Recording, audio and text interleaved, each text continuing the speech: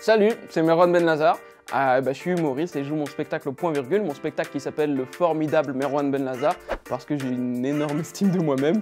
Et je joue aussi mon spectacle partout en France, bientôt plein de dates de tournée qui vont arriver. Mon spectacle, qui s'appelle Le Formidable Merwan Benlazar, c'est une décomposition un peu étymologique du mot formidable, parce que le mot formidable qu'on aime beaucoup aujourd'hui, c'est positif, le mot formidable, mais à la base, ça vient du latin, tu vois, et ça voulait pas dire la même chose, ça parlait plus des gens qui faisaient un peu peur. C'est quelqu'un formidable, c'est quelqu'un de repoussant. On disait pas formidable, on disait en latin quoi, formidabilis. Mais en gros, ça voulait dire quelqu'un qui était repoussant, quelqu'un qui était bizarre, quelqu'un, en tout cas, qu'on voulait pas approcher.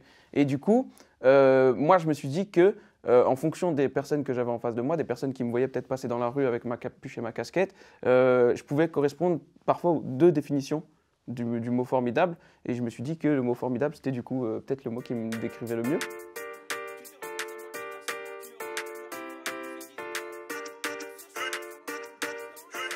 Ben en fait, mes voisines, elles me connaissent depuis que je suis petit. Et en gros, le truc, c'est que mes voisines, ouais, elles ont un peu paniqué. Elles m'ont vu m'isoler pendant le confinement. À la base, j'étais pas barbu. Et ressortir au bout de 4 mois de confinement avec une grosse barbe. Je sais pas si on se rappelle du confinement, mais il y avait quand même pas de coiffeur. On a décidé que les coiffeurs, c'était pas essentiel. On était tous très moches au bout des 4 mois. Et moi, je suis sorti avec la grosse barbe. Au début, ça les a pas choqués. Mais en fait, ce qui les a vraiment fait tilter, c'est que j'ai décidé de la garder. Elles m'ont vu sortir avec un beau dégradé, mais toujours la barbe. Elles sont peut-être, je sais pas, peut-être qu'il n'avait pas le budget pour les deux, je sais pas. Mais en tout cas, elles ont commencé à paniquer. Elles ont commencé à avoir peut-être des comportements un peu bizarres, des comportements de vieilles voisines qui te trouvent bizarre, des petites remarques. C'est très subtil en vrai. C'est pas des phrases qui veulent dire quelque chose, mais c'est des phrases qui veulent dire quelque chose. Ça reste passif-agressif. C'est du on sait où il était, ce genre de phrase. Mais je les aime toujours. Bise Martine. Moi, pour moi, c'est un sujet comme un autre. C'est un sujet comme le couple, c'est un sujet comme la vie du quotidien. Ça ne me pose pas de problème d'en parler. Donc les gens, ils sentent que je suis à l'aise avec ça. Ça les détend eux-mêmes et ils passent une bête de soirée. L'humour, ça peut servir à ça. L'humour, ça doit servir à ça. Les blagues, je crois que les blagues, ça a toujours été fait pour dire des trucs. Les Vikings avec Waze, ils auraient tout baisé, vrai ou faux? Ils ont voulu aller à Paris en se servant des étoiles, du soleil, sans Waze. Ils sont arrivés où finalement, vous le savez? Paris. Nous, on utilise Waze pour aller à des endroits, la plupart du temps, on connaît déjà le chemin.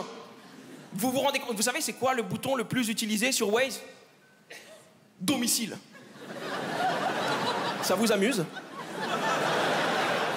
On ne sait plus rentrer chez nous.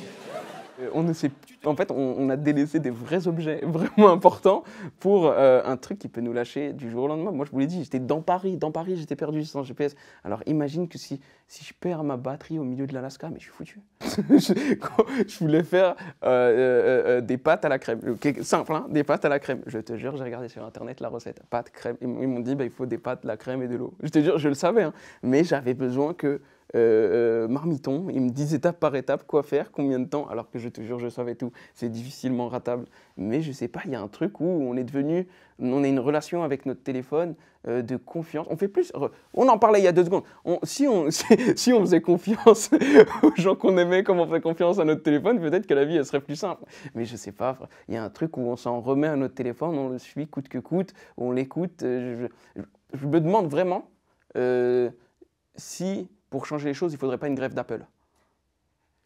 C'est un appel à la grève.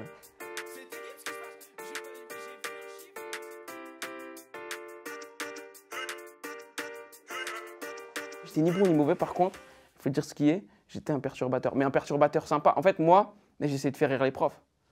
C'est bon, j'avais fait rire la classe, mais j'essayais de faire rire les profs. Et je jure, quand j'arrivais à faire rire un peu un prof, j'étais content. Il y a tout le temps des blagues qui passent dans ma tête. Depuis tout à l'heure, regarde, on est France Télévisions, j'arrive pas à rester sérieux. Donc, depuis tout à l'heure, il y a des blagues qui passent dans ma tête.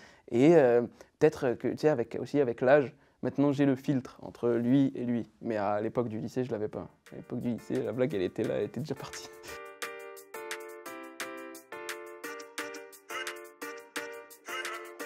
Déjà, que pour le coup, travailler avec Panayotis, quand je l'ai suivi sur toute la tournée, je me suis rendu compte que pour faire un bon spectacle, il fallait rien laisser au hasard.